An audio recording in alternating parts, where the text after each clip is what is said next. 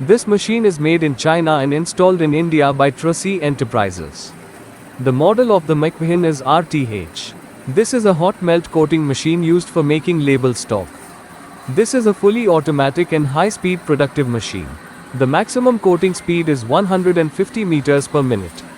This machine has capacity of holding 1 meter diameter rollers on both the unwind stations, and the unwinders have tension control with load cells feedback. Unwinding stations has roll lifting facilities and also equipped with the electronic edge guide systems.